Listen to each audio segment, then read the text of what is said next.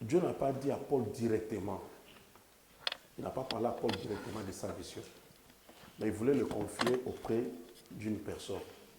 Parce qu'en fait, Dieu nous a créés aussi pour être un peu interdépendants, dépendre aussi d'autres personnes. Et pas seulement être là dans son coin, solitaire, tout cela. Parce qu'au fait, même au début, au commencement, la Bible dit que Dieu a vu que l'homme était seul. Il dit il n'est pas bon que l'homme soit seul. Dieu voudrait bien qu'on puisse travailler comme un corps, qui est complémentarité du ministère. Tu vois? C'est pour cela que Dieu ne fera jamais qu'une personne soit suffisante à lui-même. Donc Dieu fera toujours qu'il y ait toujours quelque chose que tu peux chercher à voir de ton voisin. C'est comme cela que Dieu travaille. Et lui-même, quand il se présente, il dit que moi et le Père, nous sommes un. Parce qu'en fait, le Père aussi avait besoin d'un corps et celui qui peut porter le corps n'est que Jésus. Donc dans tout cela, c'est parce qu'on aura besoin de l'un et l'autre. Maintenant, quand Dieu croise Paul, Dieu pouvait tout dire à Paul et finir avec Paul. Mais il savait d'où venait Paul, le niveau de Paul, on en a parlé hier, mais Dieu voulait aussi que Paul puisse dépendre d'une autre personne. Maintenant, il fait quoi? Il appelle Paul, lui-même le croise, mais il dit pour ta mission, il faut aller voir Ananias. C'est une autre personne qui va parler, il te parlait de ta mission. Et quand il va arriver, Dieu va parler clairement à Ananias, il dit, lui aussi il ne voulait pas aller croiser Paul, vu sa renommée.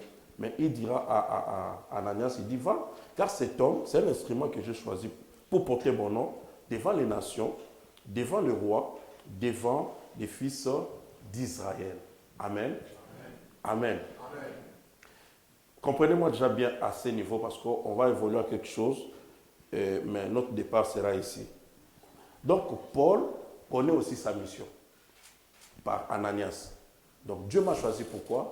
Parce que je dois témoigner Dieu devant les rois, devant les nations, mais surtout, il dit devant les fils d'Israël, devant les nations, devant le roi et devant les fils d'Israël. Amen. Amen. Tu verras qu'il y a beaucoup de choses qui se sont passées dans la vie de Paul. Paul pouvait toujours avoir la victoire parce qu'il savait pourquoi il était appelé. Donc en fait, il connaissait un peu sa fin par rapport à sa mission ou son appel. Donc Paul sait que son appel est lié au témoignage devant les rois, au témoignage devant les fils d'Israël et aux nations. Et tu verras aussi dans tout cela, dans cet appel de Paul, Paul a connu des problèmes tels que quand il sera arrêté ensemble avec des prisonniers pour qu'on les renvoie à Rome, il sera mordu par les serpents ou à l'île de Malte. Ok? Mais les serpents ne pouvaient pas tuer Paul, tout simplement parce que Paul devait aller jusqu'à Rome. Pour dire tout simplement que l'appel est très fort dans ta vie. L'appel peut t'immuniser. L'appel peut te donner un vaccin contre le virus de, comment ça s'appelle, Zika. À cause de ton appel, tu peux aller au Brésil et sortir sans que tu sois atteint. Donc, tu vois, l'appel te couvre déjà. Un homme comme Paul est mordu par le serpent, mais lui-même est sûr que je ne vais pas mourir ici. Je ne laisserai pas ma peau dans l'île de Malte. Parce que Dieu m'avait dit que j'irai devant le roi. Or, le roi habite Rome. Donc, quand Paul regarde le serpent et regarde le lieu, il dit, ça n'a rien à voir avec mon appel. Celui qui a l'appel est trop sûr dans sa façon de vivre. Parce qu'il sait là où il doit arriver. Tu vois, même quand Jésus dormait dans la barque, hein, la Bible dit que les disciples se sont levés, les apôtres, pour lui reprocher. Toi, tu dors pendant que nous mourons. Mais Jésus savait qu'il n'allait jamais mourir par noyade. Jésus, quand il regarde l'eau, il dit, c'est pas la croix. Donc, si quelqu'un sait là où il va finir, toi, tu ne peux pas l'arrêter.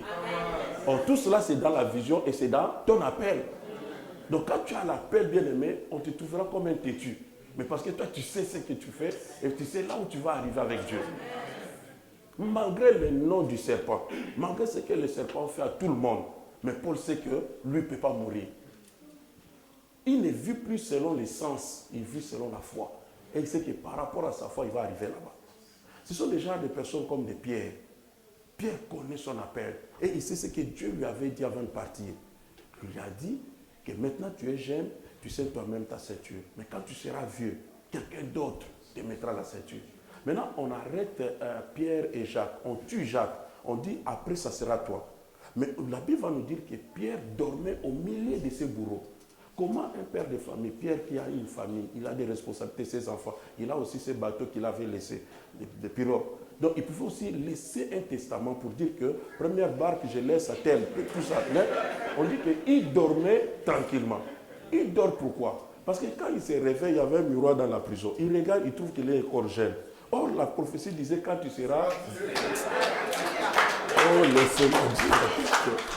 Est-ce que quelqu'un comprend que l'appel déjà te garantit beaucoup de choses? Par ton appel déjà, tu sais déjà qu'est-ce que tu feras dans la vie, où tu arriveras. Donc par ton appel, tu es déjà assuré.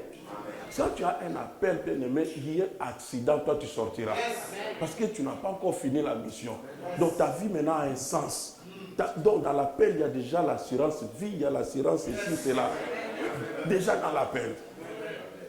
Et on a vu à la fin, Pierre est sorti. Pierre n'était pas décapité comme l'autre. Tout simplement parce qu'il avait un appel. Et dans l'appel, il savait ce qu'il allait faire. Paul a un appel et Paul sait qu'il va témoigner devant des nations, il va témoigner devant les rois. Et là où il se trouve là, il n'y a pas un roi là-bas à Malte.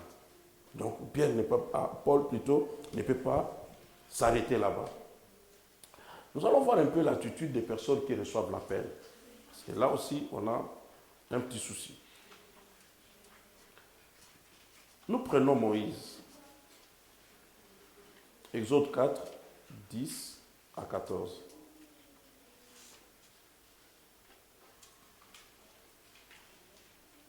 La Bible dit, Moïse dit à l'Éternel, « Ah Seigneur, je ne suis pas un homme qui sait parler. » Je vous ai dit qu'avant même qu'on arrive ici, il avait déjà commencé des discussions avec Dieu bien avant. Dieu lui dit, Moïse était, voir le buisson ardent, c'était bien. Parler, c'était bien. Et surtout quand Dieu commençait à l'expliquer comme quoi que j'ai entendu le cri de mon peuple, je suis descendu pour le sauver. Moïse était d'accord. Mais à la fin, Dieu va changer le langage. Il dit, c'est pour cela que je t'envoie, va. Ah, mais c'était un problème que toi-même tu as constaté. Toi-même tu es descendu. Maintenant, pour envoyer, tu envoies Moïse. Amen. C'est comme ça que Moïse va commencer à discuter. Et tu verras que, on n'a pas le temps d'étudier la discussion de Moïse avec Dieu, mais tu verras que Moïse connaissait très bien l'Égypte. Il connaissait trop bien l'Égypte. Et là où Dieu veut l'envoyer, là, et pour dire qu'il y a un Dieu qui m'a envoyé, il y avait des questions. Et il a dit ça clairement à Dieu. Moïse est courageux. Moïse, même s'il voit les buissons, il faut qu'on traite avant. Je ne peux pas partir avec un bic. Amen. Je ne peux pas partir comme ça. Je ne pouvez pas risquer sa vie comme ça.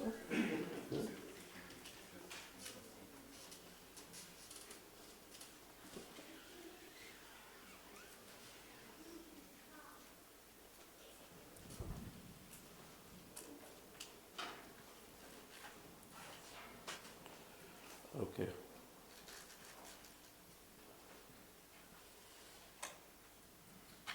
Écoute, déjà dans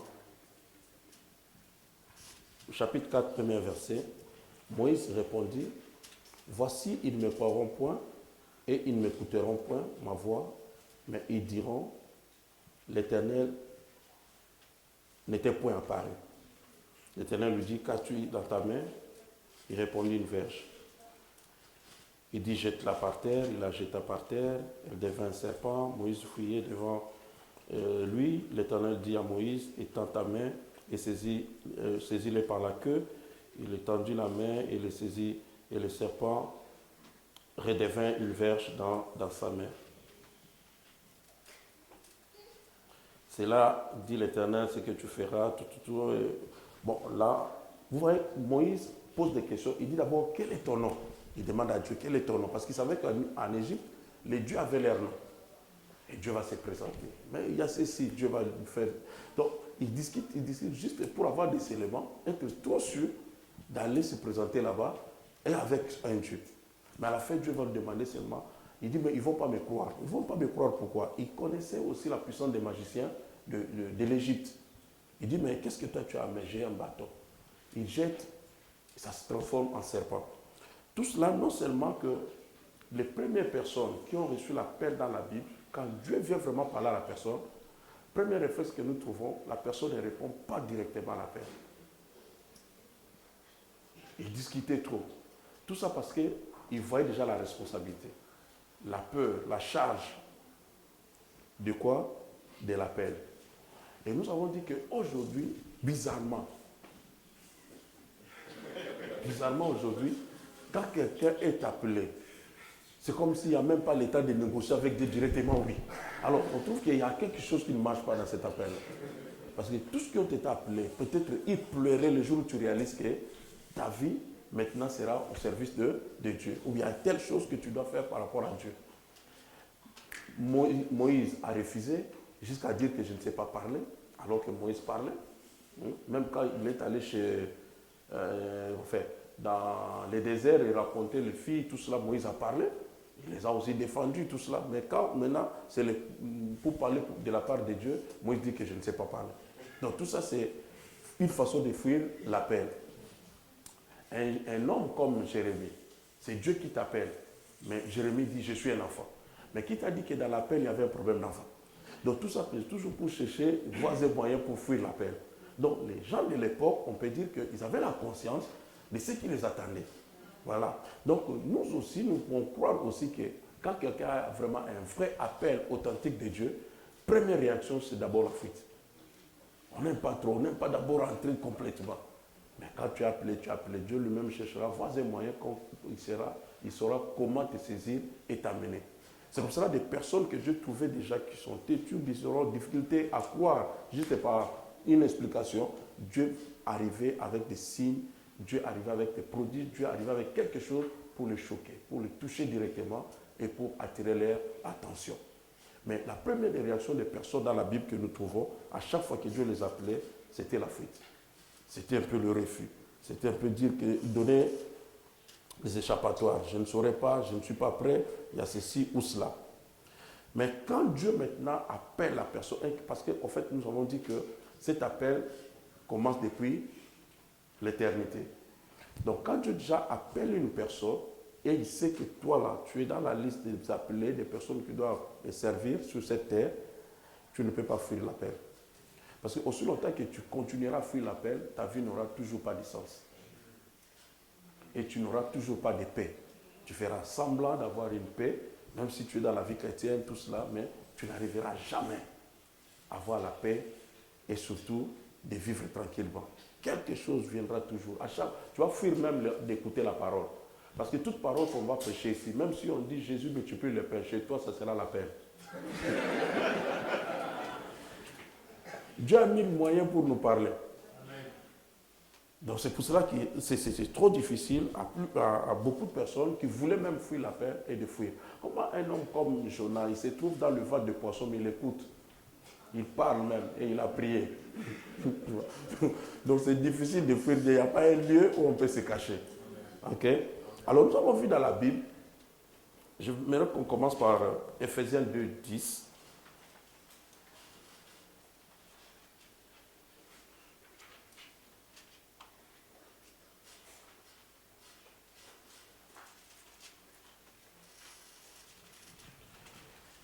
Ephésiens 2, 10. La Bible dit, car nous sommes son ouvrage, ayant été créés en Jésus-Christ pour de bonnes œuvres que Dieu a préparées d'avance, afin que nous les pratiquions. Quelque part, quand tu comprends que ce que même tu vas faire dans ton appel ne dépend pas de toi. Finalement, il faut seulement s'abandonner. Parce qu'on a bien commencé à poser des questions. Comment est-ce que moi je mérite? Et quand tu te regardes toi-même, tu verras que tu ne mérites pas. Et Dieu choisit des personnes qui ne méritent pas. Tout le monde a donné, je suis un enfant, je ne parle pas bien, il y a quelque chose toujours qui me manque, je ne saurais pas tout ça. Il y a des personnes aussi, parfois c'est le pasteur qui le suit, le pasteur est derrière la personne. Toi tu dois faire ceci. Moi je ne vois pas que je suis dans... Tout ça parce qu'on se regarde et on se dit qu'il me manque telle chose. Mais on oublie que ces choses que tu vas accomplir ne dépendent pas de toi-même, de tes performances. C'est Dieu qui va les faire. Mais comment? L'apôtre nous donne la révélation ici. Il dit, nous sommes l'ouvrage de Dieu, ayant été créés en Jésus-Christ pour de bonnes œuvres. Donc nous avons déjà été créés pour de bonnes œuvres. Donc il y a déjà de bonnes œuvres que Dieu a préparées pour nous. Comment? A préparé pour nous d'avance. Ça veut dire avant même notre naissance. Laisse-moi te dire que même dans le ministère, des personnes qui seront guéries par tes mains ont déjà été programmées avant que toi tu commences le ministère. C'est pour ça, point n'est besoin d'avoir peur d'imposer les mains. Ce n'est même pas tes mains qui guérissent. Et ce que beaucoup oublient aussi, quand même le papa de la maison fait passer d'autres ministères parce qu'il reconnaît qu'il y a d'autres personnes dans sa maison seront bénies ou toucheront leur bénédiction au travers d'autres ministères. Est-ce que vous savez que le paralytique de la belle porte, c'était un contemporain de Jésus? Donc Jésus aussi passait parfois par cette porte-là, mais le monsieur est resté. Parce qu'en fait, ce n'était pas un miraculé des mains de Jésus. C'était quelqu'un qui était préparé par rapport au ministère de Pierre. Donc il y a des personnes qui recevront la guérison que quand l'apôtre va passer dans mon église. Ce n'est pas que je n'ai pas l'onction pour les guérir. Non, non, non. Dieu établit les choses comme ça. Le jour où lui passe, d'autres personnes sont guéries. Ils reçoivent leur bénédiction. Parce que Dieu a mis leur bénédiction entre les mains. Maintenant, Dieu permettra qu'ils passent toujours à Turin. C'est comme ça que Dieu a béni toute l'humanité dans une personne appelée Abraham. Mais quelle est maintenant la façon de bénir Abraham? La Bible dit, celui qui bénit Abraham est béni. Maintenant, pour voir Abraham, ce n'est pas tout le monde qui va venir. Dieu fait déplacer Abraham. Maintenant, partout où il passe, si toi tu as la sensibilité de le recevoir, tu es béni. Si tu le refuses, tu n'es pas béni, c'est ton problème. Dieu déplace Abraham, tu vas trouver Abraham comme une personne qui a des problèmes ou un sans-abri, mais à cause de ta bénédiction. Pour que toi tu comprennes et quand tu le soutiens, il est béni. Quand tu ne sais pas bénir Abraham, quand il est dans les problèmes, tu as raté ta bénédiction. Parce qu'en fait, lui n'est pas dans les problèmes, il fait semblant d'avoir des problèmes pour que toi tu le bénisses. Est-ce que vous ne savez pas, vous n'avez pas lu dans la Bible que beaucoup ont raté leur bénédiction avec Jésus? Jésus est vivant. Il est dans une maison. Une femme prostituée vient avec l'argent de sa prostitution converti en parfum. Mais va casser toute son économie sous les pieds de Jésus. Prendre même ses cheveux, essuyer Jésus, tout cela. Jésus va dire une parole que beaucoup n'ont pas saisie. Il dit, laissez cette femme. Elle a déjà embaumé mon corps. Ok? Jésus a agréé son offrande. Partout on parlera de cet évangile, on parlera aussi de cette femme. C'est que Jésus est déjà mort, on l'a déjà embaumé, puis c'est fini. Maintenant, il y a d'autres femmes qui attendaient sa mort physique. Quand Jésus est mort physiquement, on dit qu'il y a un groupe de femmes qui sont allées acheter des aromates et ils allaient pour embaumer le corps, mais n'ont pas trouvé le corps. Parce que le corps a déjà été... Oh mon Dieu. Dans la vie, il faut être trop sensible. Quand Dieu est dans les besoins, il te donne toi l'occasion. Parce que quand tu viendras après, il ne sera plus dans les besoins. Tu peux tout faire, mais il n'aura plus besoin de ça. Comprenez un peu ça. Donc il y a des moments dans la vie, Dieu permet certaines choses. Un homme comme Abraham, tu le vois, tu es béni, mais c'est toi qui dois lui faire d'abord du bien pour être béni. Il y a des circonstances comme ça que Dieu crée lui-même dans son église ou parmi ses serviteurs, mais c'est une occasion. Si toi tu les traites mal, tu as raté ta bénédiction. Parce qu'après tu ne les retrouveras plus dans cette situation-là pour venir avec ton aide. Ton aide n'aura plus de sens. Amen. Dans l'appel aussi pareil. Quand le temps arrive et que tu dois entrer dans ton appel, il faut être très sensible. Parce que ce ne sont pas des choses que toi tu dois réaliser. Des choses que Dieu a réalisées d'avance pour toi. Avant que tu commences le ministère, Dieu a déjà fini ton ministère. Après, il vient t'appeler et il dit tu vas le faire. Mais nous, on croit que c'est notre affaire. On se dit, ah, je ne saurais pas, tu fais ceci. Non, non, non. Entre, fais ce qu'il lui a programmé d'avance pour toi. Et tu verras, si tu es dans la voie de Dieu, tu verras comment Dieu va. C'est pour cela qu'on marche dans la foi. Et puis, beaucoup ratent leur ministère parce que, ils ont peur. On a peur, c'est un ennemi de Dieu. Ils se disent que non, je vais prier, peut-être les gens, si je prie pour vous aujourd'hui et que personne n'est guéri, peut-être on va mettre en doute mon appel. C'est faux. Avant que vous croyez à mon appel, moi-même je crois à mon appel. Il faut être sûr de toi-même que Dieu t'a appelé. C'est par rapport à ce que tu as vu et tu as entendu avec Dieu. Maintenant, il y a un problème, mon frère. Est-ce que tu crois que dans la prison de Joseph, Joseph n'a fait qu'interpréter des visions? Non, il a interprété beaucoup. D'autres n'ont pas te dit, mais ce n'était pas un problème. Yes.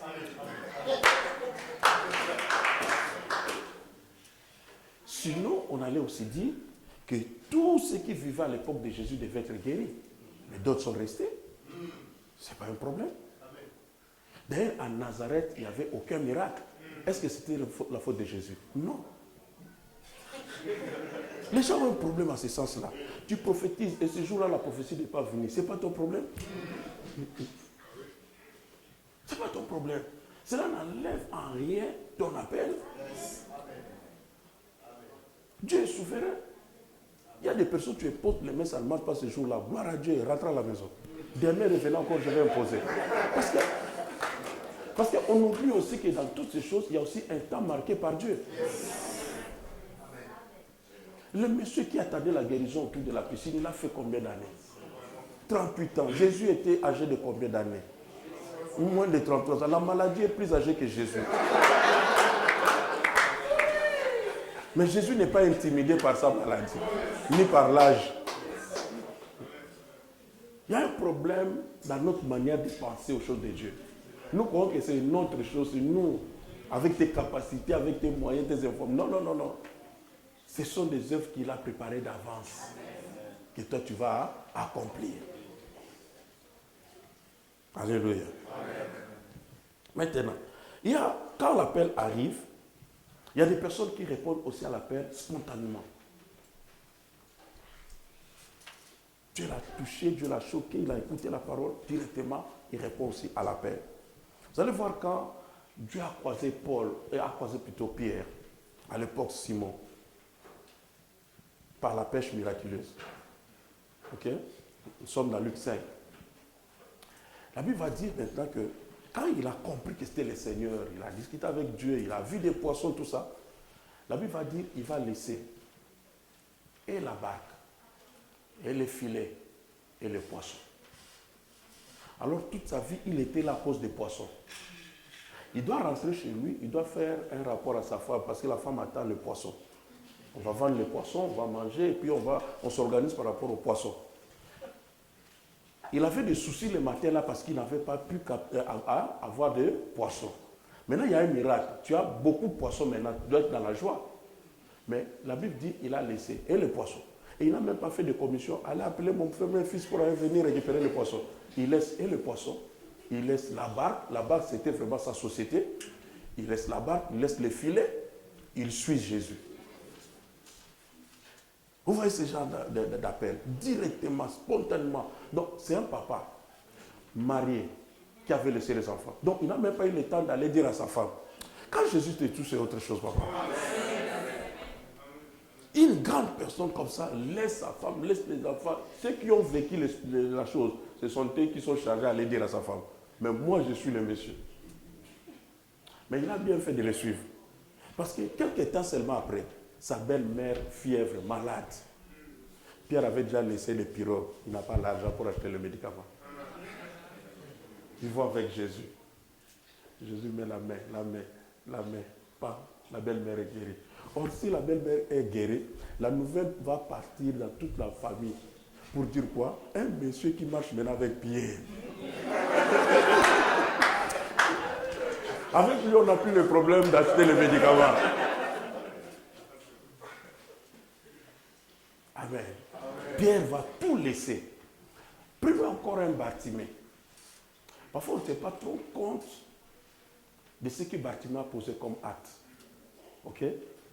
Dès que Bartimée voit, la Bible dit la première chose qu'il a, le manteau, il a jeté. Or, jeter le manteau pour un aveugle, c'est un problème. Parce qu'on oublie que Bartimée était là depuis le matin. On ne sait pas trop bien à quelle heure Jésus est passé. Donc toute l'économie de la journée était dans le manteau. Les manteaux des aveugles en Israël, c'était trouvé. Donc ils jetaient seulement, ils mettaient... Oh non mais tu m'attends pas bien. Ils jetaient son argent, tout ce qu'il avait, ils mettaient là. Les amis qui sont venus les déposer là, les regardaient de loin, mais ne pouvaient pas s'approcher. Et lui-même mettait tout dedans. Mais quand Jésus est là, il oublie. Donc tu vois que les choses du monde n'ont plus de sens quand il y a la paix. Il vivait par rapport à l'argent. On l'exposait là par rapport à l'argent. Mais quand tu l'as vu plus que l'argent, et on ne sait même pas si on lui avait donné le manteau seulement par rapport au travail. C'était sa tenue de travail. Parce qu'on reconnaissait les aveugles aussi par leur manteau. Lui, il n'a pas encore vu, mais il a déjà jeté le manteau. Ce qu'il croit qu'il va sortir de là avec la vue. Il jette le manteau. Je vais seulement dire une chose à une personne ici. Chaque fois qu'il y a un appel dans ta vie, il faut qu'il y ait quelque chose de jeté. Dieu croise Moïse et dit laisse tes sandales. Ok? La femme samaritaine a laissé le vase. Bartimée a laissé le manteau. Quand Lazare sort, il laisse le bandeau. Il y a toujours quelque chose, le jour où Dieu te croise, qui est laissé par terre. Donc, dès que tu comprends que tu as un appel de Dieu, et que surtout, tu crois que tu es dans la phase de répondre à l'appel, ça sera lié à une chose que tu as laissée, mais de très, très importante de ta vie. Qui était liée à toi, qui était ton identité, mais que tu as laissé par terre. Amen. Nous avons parlé des personnes qui répondent à l'appel spontanément. Mais quand nous répondons à l'appel spontanément, nous devons aussi compter sur Dieu. Ok? Ce n'est pas parce que je mérite, j'ai fait ceci. Moi, j'ai vu des personnes avec des grands diplômes. Quelqu'un même a dérangé tellement son pasteur. Quand d'autres pasteurs passaient pour prêcher, lui, il était là pour corriger. Ah, à la place de l'air, il a dit là. Ah, lui, il ne parle pas bien français. Lui, la conjugation n'est pas bien finie. Mais le monsieur, le jour-là, son pasteur a dit, bon, toi, tu vas prêcher, c'est moi. Première prédication. Rien.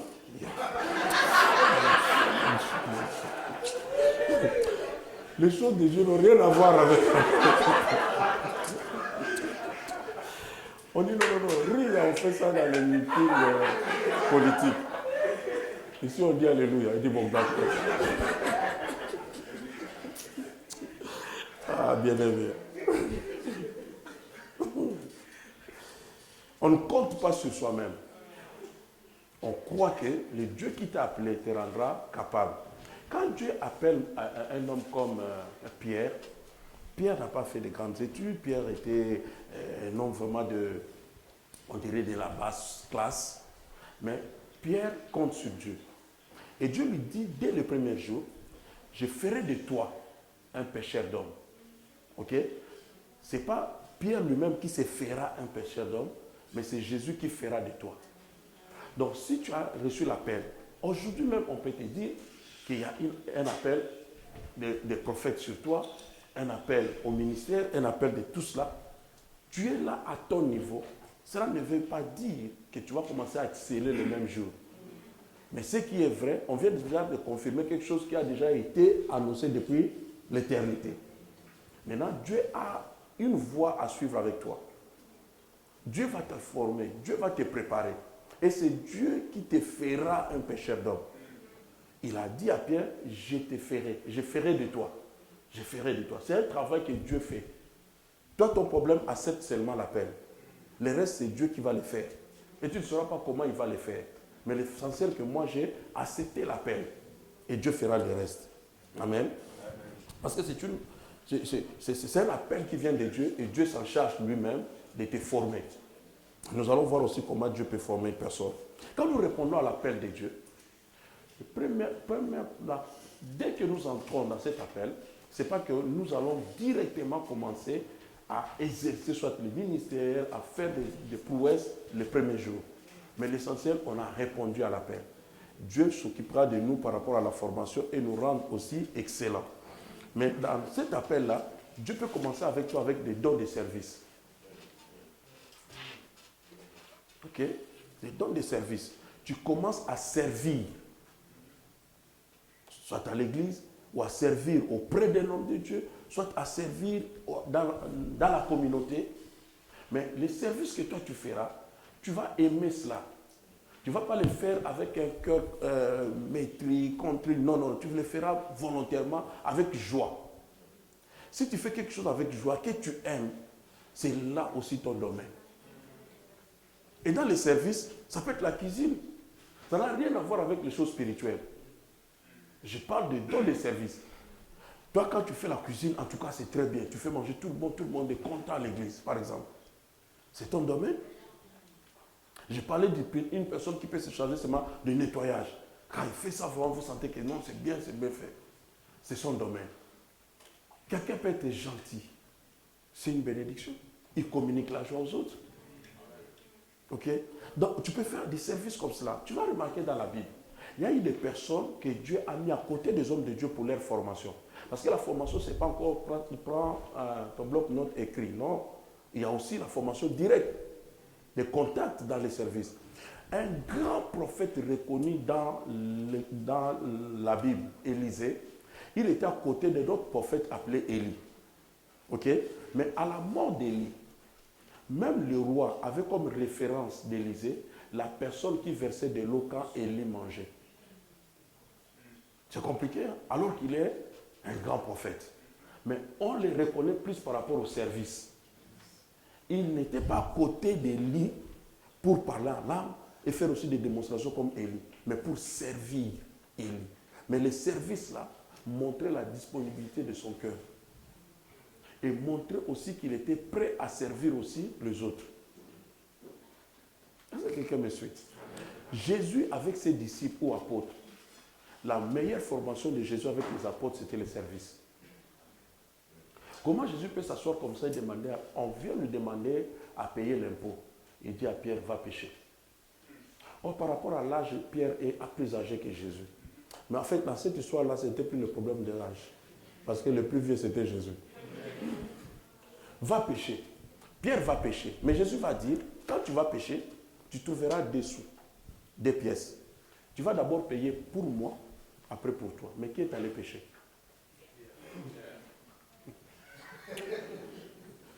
Si Pierre était congolais.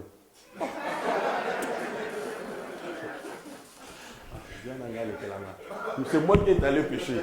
Donc je paye d'abord pour moi, après pour lui. Mais Jésus dit, paye d'abord pour moi et après pour toi. C'est le service pour voir comment il est disponible à servir. Jésus multiplie les pains. Plus de 12 000 personnes. Après, les pains sont restés. Jésus demande maintenant aux apôtres d'aller faire quoi? Ramasser. Ce qu'on ne sait pas, le fait de ramasser, c'est le fait de s'abaisser.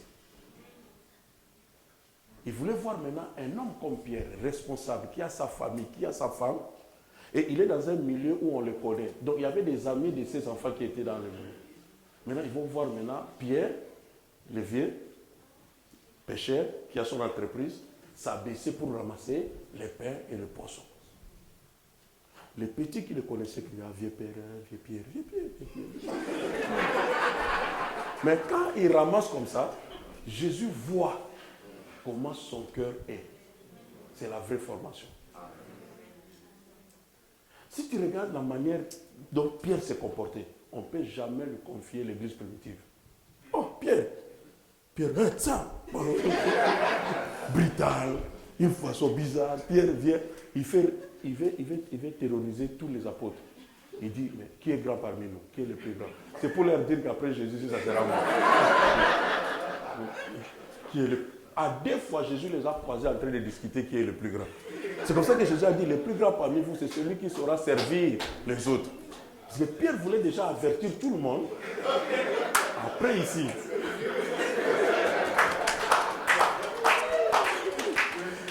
Amen. Donc, il y a une formation directe avec les services. Donc, à l'église, on peut voir aussi comment les gens servent. Comment ils balaient l'église, comment ils arrangent les chaises. Ce sont des personnes qui iront très loin avec Dieu. Très loin, je vous dis. On voit les services, on voit comment on est là, on veut savoir comment ça marche. C'est à partir des choses comme cela. Et tu verras ça dans la Bible. Il y a tant d'exemples que je n'ai pas le temps de donner ici. Et tu verras qu'il y avait des grands hommes de Dieu à côté d'autres hommes de Dieu pour les servir. Pour les servir. Et pour nous, aujourd'hui, tellement on a transformé l'évangile, c'est ce sujet d'orgueil. Ah, c'est comme si tu servais l'homme. Et l'homme est qui? Tout ça. Mais tu n'as jamais vu Dieu. On voit Dieu au travers d'un homme. Dieu lui-même dit, si tu ne sais pas aimer celui que tu vois, comment tu diras que tu aimes Dieu? Et s'il y a quelqu'un qui est ici, qui nous parle de Dieu, à travers de sa vie, nous voyons Dieu. Si je le sais, je n'ai pas servi l'homme. J'ai servi la grâce, j'ai servi les dons, j'ai servi celui qui est en lui. Il y a des façons de voir les choses qui sont simples et Dieu passe par là. Les services à l'église, c'est déjà une façon de répondre à l'appel de Dieu. Comment servir? Spontanément, arranger les chaises, faire quelque chose, tout ça, c'est des services. Ça n'a rien à voir avec le spirituel. D'ailleurs, beaucoup de personnes ont été bénies dans l'église, ça n'avait rien à voir avec le spirituel. Tu sais le nombre de femmes qu'on cite dans la Bible, dans Luc 8, qui accompagnaient Jésus avec leur bien, tout ça. On n'a jamais dit que ces femmes-là étaient fortes en prière. En aucun cas, on nous parle de ces femmes-là qui faisaient ravager chez Kéhébé. Non. Ces femmes-là, leur problème, c'est les services. Et elles sont bénies par rapport au service. Sert Dieu, mais on sert Dieu au travers des personnes. Le fait que tu aies fait du bien à une personne, Jésus dit que tu l'as fait à moi. Tu es allé visiter un malade, Jésus dit que tu m'as visité. C'est un service. Parfois, le pasteur ne sera pas là pour te dire non, allez visiter tel, non, tu le fais et tu le fais avec ton cœur. Tu ne fais pas pour aller dire à la sœur, voilà, tout le monde ne veut pas te visiter, c'est ce moment que tu viens de non. Et d'autres vont comme ça et disent, voilà, l'église là, on ne visite personne. Mais toi qui t'es déplacé, tu es église. Amen. Donc, les services d'abord. Le service est très important, c'est un don. Et ce n'est pas donné à tout le monde, n'est-ce pas mon frère? Ce n'est pas tout le monde qui a ça. Donc c'est un don. D'autres croient qu'on sera béni avec des dons spectaculaires. On est bien prêché, on est bien passé devant tout ça. Mais il y a d'autres personnes qui sont derrière, qui intercèdent mais ce sont eux qui font le travail. Ici, nous voyons seulement les résultats. Le service est très important, papa. Servir Dieu spontanément. Ça te bénit, ça t'ouvre les portes et ça t'amène aussi dans ta destinée prophétique. Mais Dieu regarde d'abord, l'humilité précède la gloire. On commence par le service. Amen. Deuxième type de don, pour répondre aussi au ministère, c'est les dons spirituels cette fois-ci. Les dons spirituels maintenant, Dieu nous donne des dons. Et Dieu dit même aspirer aux dons. Donc on peut vouloir aussi avoir un don. Maintenant dans les dons spirituels, il y a les dons de prophétie, guérison, paroles de connaissance, paroles de sagesse, tout cela, ce sont des dons. Je disais quelques minutes avant, si nous croyons que nous serons toujours élevés, bénis avec des dons des dons spectaculaires, c'est une erreur. Parce qu'un homme comme Joseph n'a pas été béni par un don spectaculaire. Juste interpréter les rêves. Parfois, on néglige ce que Dieu nous donne, des spirituels, croyant que ça ne va pas rien me faire, tout ça. Mais une parole de sagesse peut t'ouvrir de grandes portes. Et les gens vont reconnaître que quand il y a un problème dans l'église ou bien des conflits, si nous allons voir telle sœur, Dieu a mis dans sa vie une parole de sagesse. C'est une grande bénédiction. Amen. Les dons spirituels maintenant, c'est une façon de servir. Quand on a les dons, ce n'est pas pour soi. Ce n'est pas pour se montrer que voilà, moi j'ai des dons. Non. Les dons, c'est pour servir. Dieu met la guérison entre tes mains. Mais ce n'est pas pour te prier pour toi-même. Je suis malade, sois guéri. Non. C'est pour prier pour les autres. Dieu te donne le don de la prophétie. Ce n'est pas pour toi. Tu vas commencer à te prophétiser toi-même avec tes enfants, ta famille. Toi. Bon, tu as fait ça aujourd'hui. Tu vas faire ça demain. Tu verras encore le lendemain. Non. C'est pour servir les autres. Donc, pour dire tout simplement que quand Dieu te donne des dons, service au niveau de l'église, au niveau des frères, tu les sers, c'est déjà un bon départ. Et Dieu peut t'amener maintenant au niveau des dons spirituels. Et dans les dons spirituels, c'est pour servir les autres, mais toujours dans l'ordre. Parce que moi, j'avais un papa à mon église, il peut prendre 2-3 papas au coin là-bas, il commence à prophétiser. Il dit, qui est l'apôtre ne sache pas, mais je dois... Ça doit se faire toujours dans l'ordre. Mais les dons spirituels sont donnés pour servir les autres, pour les services des saints, pour bénir d'autres personnes. Ce n'est pas pour toi-même. Donc les gens peuvent te déranger, venir chez toi, dire, prie pour moi, je suis malade, mais mon enfant est malade, parce que Dieu t'a donné ces dons pour les servir. Amen. Et Dieu voit aussi comment tu es en train de le servir avec ses dons. Nous pouvons répondre aussi à l'appel de Dieu. Je vais t'amener quelque part. De la manière dont tu sers Dieu, les services à l'église, et après quand Dieu te donne des dons spirituels encore, on voit comment tu sers Dieu. Tout ça, c'est un chemin. Ça t'amène maintenant dans ta destinée prophétique. Si tu as un appel maintenant au ministère, cela va se manifester non seulement par rapport à ce que tu dis, mais à ce que tu fais. Amen. Tu peux manifester le don de Dieu, mais si tu ne fais pas bien, tu n'as pas un bon cœur, tu es un méchant, tout cela, c'est difficile qu'on puisse te responsabiliser ou confirmer un ministère dans ta vie. Parce qu'il y a un travail à faire. Or, ce travail devait commencer plus avant. Amen. Comprenons un peu. Bon, je vais expliquer, puis on va lire la parole. Dans les dons du ministère, c'est là où nous trouvons les dons de l'apôtre, prophète, tout cela. Dieu peut appeler n'importe qui. Et ce n'est pas un don, c'est des positionnements pour commencer à mater les autres, non. Tout simplement parce que Dieu considère seulement ces personnes comme des professeurs. Parce qu'ils doivent former les saints. Ok? C'est un don, ce sont des personnes qui doivent former les saints. En fait, plus loin, on va considérer aussi que ce sont des personnes qui sont considérées comme des pères. C'est pour cela, là aussi, nous avons un petit problème. Il est vrai, Dieu peut confirmer la grâce aujourd'hui, mais tu dois toujours savoir que quand la grâce est confirmée, Dieu va te confier toujours auprès d'une personne pour la formation. Mais dans notre milieu, maintenant, dès qu'on a ça, quelqu'un devait déjà prophète des nations. Il n'en veut pas même prophétiser pour sa femme, mais il devait déjà prophète des nations. Des nations. Même Dieu lui-même commence croissant, petit à petit. Directement, surtout quand vous allez sur les réseaux sociaux, il y a des grands posters prophètes des nations. Mais quand je dis converti depuis quand il y a des ans, on l'appelle le ministère 6 mois. Comment tu peux être père aussi longtemps que toi-même tu n'as jamais été un enfant? Okay. Salomon dit, le conseil que j'ai écouté de mon père, et maintenant devenu père, il commençait maintenant à donner les mêmes informations à son fils. Mon fils, écoute-moi. J'ai été aussi un fils auprès de mon père. Ok? Donc, prends ton temps. Le ministère peut être là, comme des David. Ils sont déjà loin, mais ils ne sont pas pressés. Yes. Papa, comment tu peux comprendre quelqu'un qui a déjà l'onction publique devant tout le monde, toute ta famille, on dit il est roi. Mais on le renvoie encore dans la forêt à aller garder les bêtes. Amen. Mais il est tranquille, il regarde les bêtes, il dit mais il y a un roi devant les bêtes. Ne sois pas pressé avec la paix, ne sois pas pressé avec le ministère. Quand c'est en toi, c'est en toi. Personne ne va l'arracher. Mais tout ça, c'est l'état de formation. Quand tu es formé, tu es bien préparé. Est-ce que tu sais que nos pères vont commettre beaucoup d'erreurs parce qu'ils sont en train d'apprendre? Mais toi, tu apprends auprès des pères, tu es bien préparé parce que tu ne feras pas les mêmes erreurs. Et ce n'est pas aussi l'occasion pour critiquer les pères. Regardez très bien dans la Bible. Jésus a formé les apôtres avec une formation directe. Il sait qu'il va responsabiliser Pierre. André, ils étaient tous comment? Pierre, Jean et Jacques. Jésus, à chaque fois qu'il y avait quelque chose de particulier, par exemple résurrection, transfiguration, il n'amenait pas tout le monde. Parce que les gens qui doivent voir la transfiguration, c'est des gens qui sont préparés à entrer maintenant dans les choses qu'on va commencer à parler le jeudi. Amen. Vivant, tu vois Jésus transformé. Puis il te dit, ne parle pas. On rentre.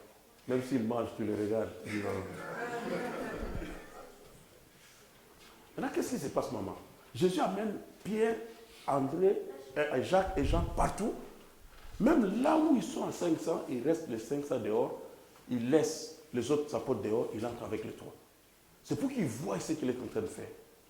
Et une fois, il était dans la maison de Jairus, il y avait sa fille de 12 ans qui était morte. Jésus arrive, il trouve des pleureuses, tout ça, il chasse des pleureuses, il entre et tient la main de cette jeune fille-là et crie Talita Koumi, qui signifie jeune fille, lève-toi. Pierre regarde. C'est fini. Jésus est mort, Jésus est parti. Jésus leur a dit seulement vous recevrez la puissance, vous serez comme moi, vous ferez aussi des plus grandes choses. Mais dans toute sa vie et expérience, il a marché sur l'eau, gloire à Dieu, mais il n'a jamais ressuscité un mort. Maintenant, ce qui n'arrive pas est arrivé, Tabitha est mort. Et les gens maintenant ont pris la décision d'aller chercher Pierre. Oh Pierre, viens, il faut ressusciter Tabitha. Ah, Pierre n'a jamais ressuscité moi. Bon, il faut ressusciter Tabitha. Bon, Pierre, c'est lui qui est resté avec eux. Pierre a pris le courage évangélique et pentecostal. Debout. On l'amène dans la maison de Tabitha. Mais qu'est-ce que Pierre fait? Pierre chasse toute personne qu'il a trouvée dehors ou qui pleurait. Il entre dans la chambre, il entre avec aussi 3 personnes. Tiens Tabitha à main. Et Pierre crie, jeune fille, lève-toi. Tabitha n'était plus jeune fille. Mais en fait, il n'a fait que copier ce qu'il a vu le maître faire dans la maison de service. Et quand il tient Tabitha à la main, soulève Tabitha, pour Tabitha aussi s'élève. Guérison. Pour dire quoi? Pour dire tout simplement que la formation, tu peux être apôtre, tu peux être déjà tout ça, mais être à côté de quelqu'un, tu apprends encore et ça va t'aider. Toi, quand tu vas maintenant entrer dans l'exercice, que les choses soient faciles. Amen. Tu ne remarques pas Moïse avec les autres. Ils arrivent devant la mer rouge. Moïse et le peuple tremblaient ensemble. Parce que Moïse n'a jamais fait l'expérience de traverser l'eau et puis avec un bateau. Et Moïse et le peuple tous tremblaient ensemble. Jusqu'à ce que Dieu a dit à Moïse, maintenant frappe. Lui-même ne sait pas ce qui va se passer. Frappe, il traverse. Mais quand ces choses s'est passées, Josué était là. Josué regardait. Josué arrive devant le Jourdain, Josué ne tremble pas. Parce qu'il a déjà vu la mer rouge se séparer. Josué maintenant attend seulement l'instruction. Il dit on attend seulement quand il va parler. Et quand Dieu dit maintenant, dis au sacrificateur, prenez l'âge, Josué est tranquille. Qu'il traverse le premier, il traverse. Dès qu'ils ont mis le pied, l'eau s'est séparée. Josué sait, parce qu'il a déjà vu, il a une expérience. Donc tu peux recevoir un grand appel, ne sois pas pressé. Apprends. Sois là. Accroche-toi. Ça va t'aider toi-même. Tu ne seras jamais en retard. Ça va t'aider toi-même. Amen. Il y a la partie formation qui est aussi très très importante. Et Dieu mettra toujours une personne à tes côtés. Comme Moïse, c'est lui qui a formé Josué. Comme Élie qui a formé Élisée. Et Jésus les apôtres. Et nous voyons Paul avec Timothée. Il y a toujours des personnes comme ça que Dieu met. Bon, rapidement, je vais vous dire, quand aussi on reçoit l'appel et qu'on répond à l'appel de Dieu, il y a des questions qu'on pose à Dieu. Il faut demander à Dieu comment je vais faire ça, quand je vais commencer, où et surtout avec qui. Je vais commencer par avec qui. Parce que jamais on a reçu une vision pour la réaliser seul. Dieu n'est pas comme ça. Dieu te donne la vision, d'accord, mais tu dois être avec des personnes qui vont t'accompagner dans cette vision-là. Et je dis que ces personnes-là sont très importantes. C'est comme cela que pour David, on appelait ces personnes-là des vaillants hommes de David. Si David n'a pas ces hommes-là, David ne va pas réussir.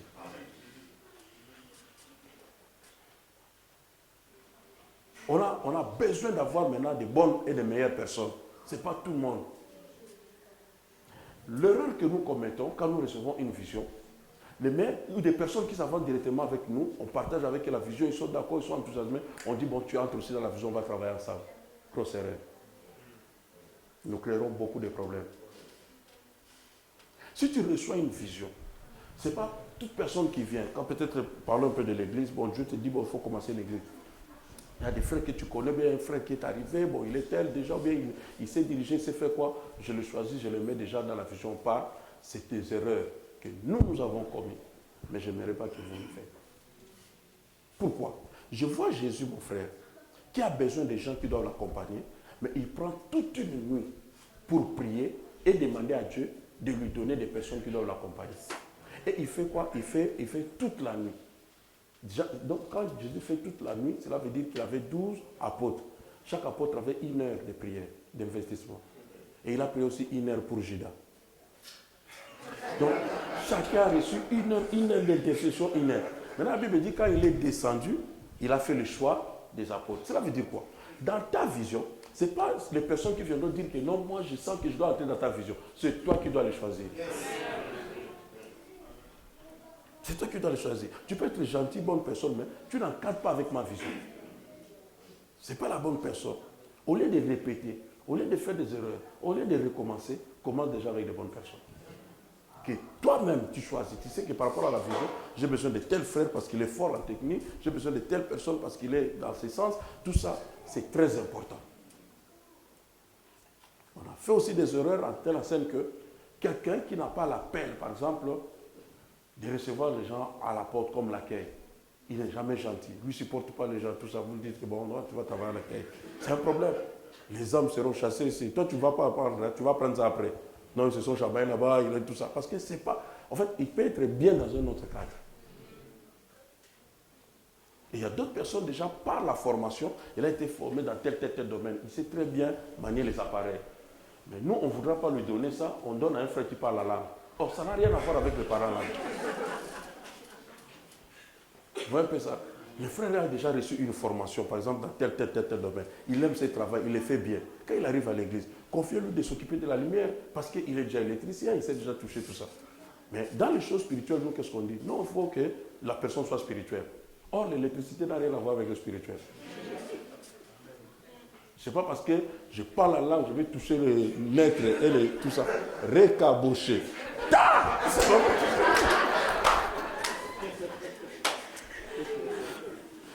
C'est pour dire qu'il faut qualifier chaque personne et mettre la bonne personne à la place qu'il faut. Tout ça, c'est l'appel. Amen. Tout ça, c'est l'appel. Donc, d'abord, avec qui? Luc 6, 12 à 13, tu écris seulement dans tous les temps. Jésus a prié et lui-même a choisi. Tu as vraiment le pouvoir de choisir. On ne choisit pas son père, on ne choisit pas sa famille, tout cela, mais on peut choisir ses amis. On peut aussi choisir avec qui il travaille. C'est pour ça même au boulot, il y a des interviews parce qu'on veut choisir des personnes qu'il nous faut ici. Ce n'est pas un problème de famille, c'est un problème de boulot, un problème de vision. Donc, avec qui travailler. Parce que si on ne sait pas avec qui travailler, on n'arrivera jamais à atteindre sa vision. Il faut qu'il y ait des gens qui comprennent la vision et que toi-même tu as choisi parce que tu as vu des capacités, parce que Dieu t'a orienté par rapport à ces personnes et vous allez marcher dans la réalisation de cette vision. Avec qui? Il faut aussi demander comment le faire. Parce qu'on peut recevoir un appel, mais comment je vais faire cet appel? Quand Dieu parle à Noé, il dit, tu vas faire l'arche de telle manière, comme aussi à Moïse. L'arche sera, le tabernacle sera de tel modèle, le modèle qu'il a vu. Et maintenant, il vient interpréter le modèle. Nous, on a vu le modèle, on a commencé, mais comme ça ne marche pas trop bien, hein, ces jours-ci, il y a trop de ceux qui parlent des démons, les gens veulent là-bas très souvent. Tu laisses ton message, tu commences à parler des démons. Tu n'as pas la vision. Ça, c'est un exemple, par exemple. Un exemple. Donc, je ne peux pas laisser ce que Dieu m'a demandé de faire parce qu'il y a une tendance. Il y a une pression à l'extérieur. Reste dans ce que Dieu t'a demandé de faire. Parce que Dieu te connaît dans ce domaine-là. Toi, tu vas te distinguer dans ce domaine-là. Comment le faire? Comment faire ton tabernacle? Comment faire? Quand l'œuvre est achevée, c'est alors que la gloire descend. Donc, ne sois pas pressé, ne suis pas de tendance, fais ce que Dieu t'a demandé. Comment le faire? Il faut savoir comment le faire. Quand Jésus a dit aux apôtres, attendez à Jérusalem. C'est une notion de temps. Ne soyez pas pressés. Attendez à Jérusalem. Il y a un temps marqué par Dieu. C'est pour ça qu'il y a des choses qu'on a fait parfois avant ou on a fait en retard. Il faut être dans le temps de Dieu. Quand Dieu te bouge. Imagine Siméon, l'enfant est au temple, il n'a pas bougé, il vient après. Jésus est déjà parti circoncis. Donc il faut venir au temps marqué. Or, pour être sensible spirituellement, tu comprendras ton temps. Dieu te dira que c'est le moment, fais ça. Tu sais, même se marier dans la vie, Dieu peut te déplacer le jour où l'homme là viendra à l'église, ou bien vous allez vous croiser quelque part. S'il n'y a pas ce croisement le jour là, ça a cassé toute ta destinée. Est-ce que quelqu'un me comprend? Le travail que tu devais faire, c'était ce jour-là que tu devais te présenter, mais tu as raté de te présenter le jour-là, tu as raté beaucoup de choses. Donc Dieu est dans le temps. Quand et où? Parfois on pense qu'on va faire l'œuvre partout. Non. Quand Jésus savait le temps, c'est pour ça qu'il disait, rachetons le temps. Quand il fait encore jour, il faut que le Fils de l'homme travaille. Parce qu'il savait qu'il n'allait pas rester longtemps sur la terre. Il faut savoir discerner le temps. Le lendemain ne t'appartient pas. Amen. Où? Il faut savoir où travailler. Parfois, je viens de dire, on parlait hier avec l'apôtre. Bon, ça va par rapport à mon ministère, il m'a été proposé avec des amis partout d'aller m'installer à telle ville, tel pays, tout ça. Il m'avait garanti beaucoup de choses, tout ça. Mais je ne le sens pas, je me sens toujours en Italie. Le jour où tu te déplaces de ton lieu, où Dieu te connaît, Dieu te voit là-bas, ça sera un danger pour toi. Dieu te protège parce qu'il sait que tu es là où lui te voit. Où travailler? Tu ne peux pas travailler partout. Tu ne peux pas établir l'église partout aussi.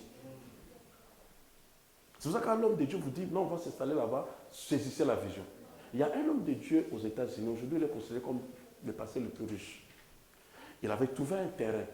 Il dit, on va déplacer l'église, on ira là-bas. Les gens, quand ils sont allés voir le terrain, comme il y avait beaucoup de financiers, de pétroliers dans l'église, ils disent, non, là-bas, qui va aller là-bas? C'est compliqué tout ça.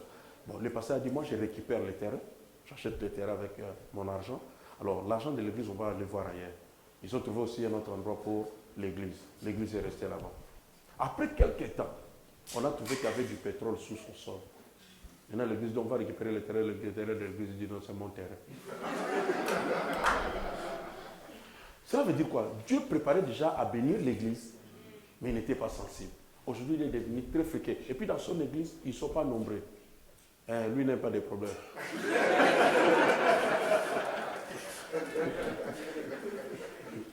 Vous comprenez un peu ça? Tout ça à cause des sensibilités. Connaître l'endroit, le lieu, c'est très important. Là où Dieu t'a placé pour commencer ton ministère. Même Jésus lui-même dit, commencer où? À Jérusalem. Tu as le Saint-Esprit, tu dis, bon, comme j'ai le Saint-Esprit, je commence à Samarie, tu vas échouer. D'abord Jérusalem. Il y a des endroits où il faut commencer là-bas. C'est peut-être après Dieu vous dire, après ici. Mais il ne faut pas travailler là où Dieu ne te voit pas. Beaucoup sont morts à cause de ça. Dieu ne les voyait pas là-bas. Il faut rester dans l'environnement où Dieu te voit. Maintenant aussi, il y a un problème. Et ce ministère-là, ou bien cet appel-là, tu vas les essayer envers qui? C'est pour ça que j'ai dit qu'on devait retenir un verset que j'ai lu plus loin des Actes des Apôtres par rapport à l'appel de Paul. Dieu dit même à Paul, il dit que Paul, quand il était appelé, il devait commencer son ministère au milieu. Paul a été appelé pour travailler au milieu des fils d'Israël. Avec la connaissance qu'il avait, le judaïsme et tout ça, il devait travailler au milieu des fils d'Israël. Tandis que Pierre, lui, devait travailler pour des nations. Jésus lui avait donné la clé de porte des nations. C'est comme ça qu'il a commencé dans la maison de Corneille. Comme Romain. Nation. Mais comme Pierre, dans sa mentalité, il fonctionnait toujours comme un juif. Il mange avec les païens, quand il voit les autres, il se cache. Directement, il y a eu échange de ministères. Paul va entrer maintenant pour les païens, parce qu'il était souple avec les païens. Et Pierre, comme il est trop traditionnel, il reste avec les juifs. C'est comme cela que dans Galates, Paul va dire, je suis appelé apôtre des païens. Mais il ne l'était pas au début. Il devait témoigner au milieu des fils d'Israël. Donc tu dois savoir aussi ton message est adressé vers quel peuple? Vers quel type de personne? Yes. Quelle catégorie d'âge? Yes. Très important. Toutes ces choses-là, tu as cette direction-là dans la prière. Et Dieu te dit clairement, toi tu vas toucher. Et quand tu es dans ton milieu-là, il y a la réussite. Parce que Dieu te voit dans ton appel. Tu peux aussi prêcher, mais tu n'es pas dans ton appel. Tu peux faire aussi des choses, mais tu n'es pas dans ton appel. Savoir envers quel peuple, quel genre de catégorie de personnes. Dieu peut te lever et dire, tous les jeunes, je te les donne. Tu t'es focalisé sur les jeunes. Et avoir des jeunes, c'est une bombe. Moi, j'ai prêché dans des églises, des papas déjà des 60. Allez, ils te regardent seulement. Toute ton option parle. Amen. Donc, là, quelqu'un peut écrire Galates 7, 2, 7 à 8. Galates 2, 7 à 8. De savoir envers quel peuple, où fonctionner. Très important quand tu réponds à l'appel de Dieu. Sinon, tu peux répondre, mais il n'y a pas de réussite. Tu vas faire la dépression spirituelle. Et ce n'est pas bien. Quand Dieu t'appelle, il faut que tu ailles de progrès en progrès dans ton appel. Qu'il y ait des résultats. Ça va aussi te motiver toi-même. Répondre à l'appel, c'est une bénédiction. Ta vie est liée à l'appel, comme je l'ai dit.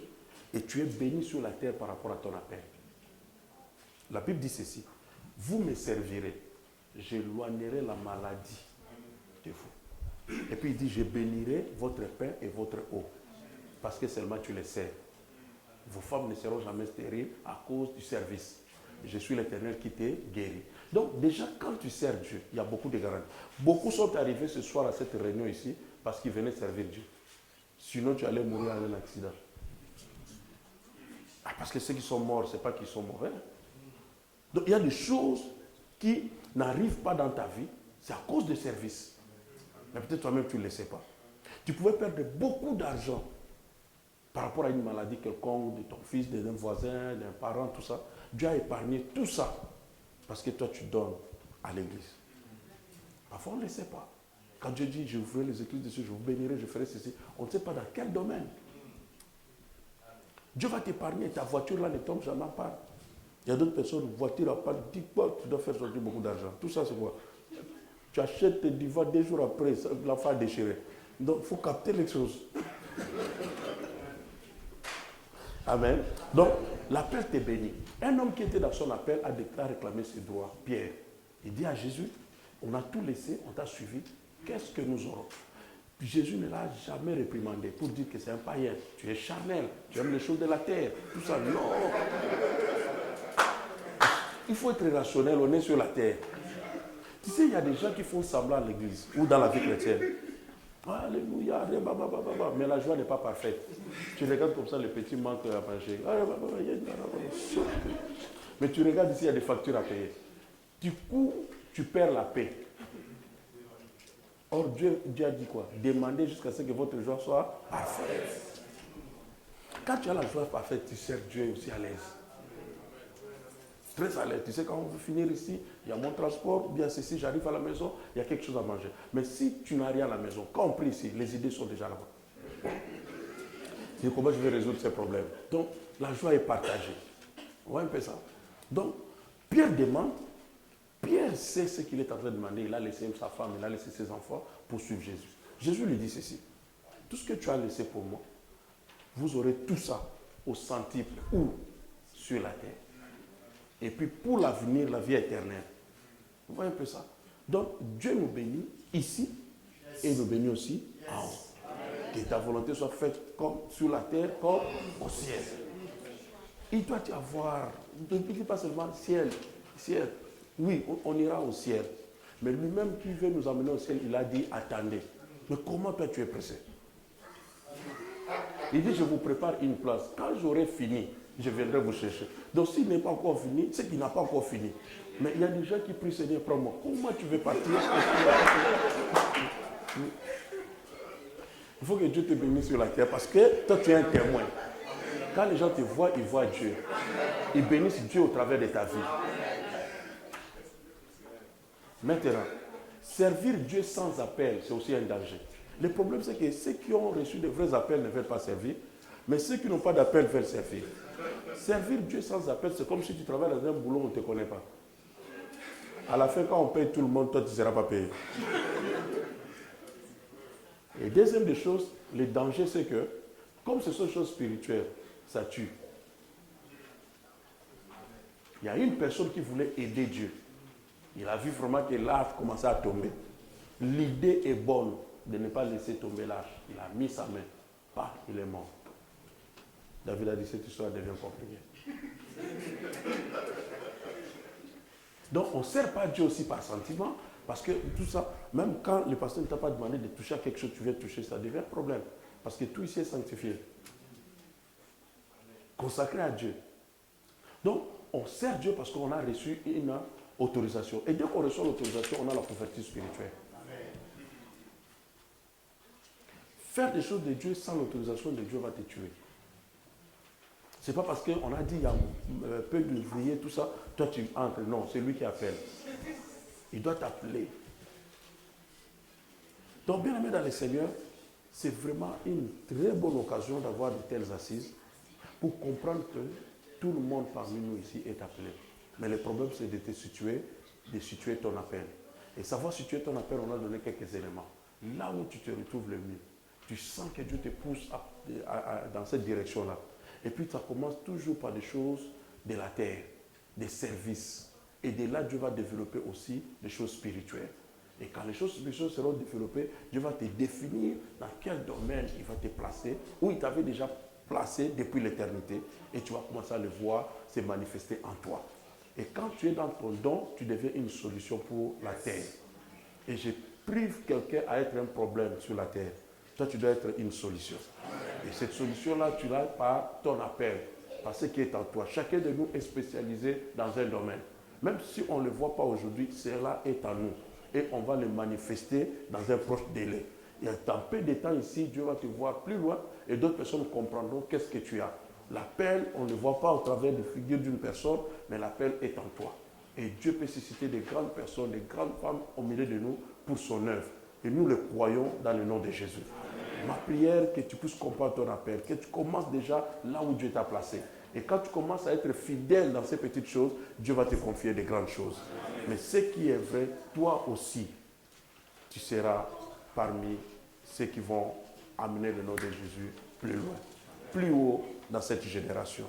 Que Dieu vous bénisse.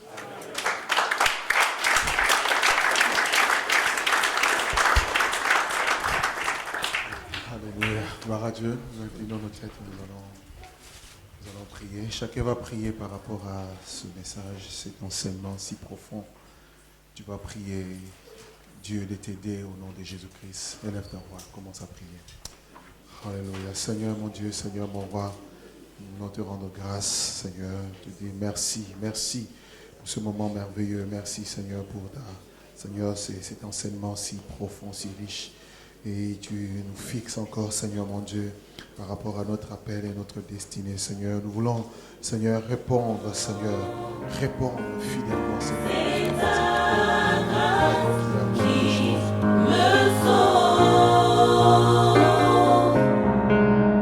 c'est ta grâce qui me sauve, et elle me suffit aussi.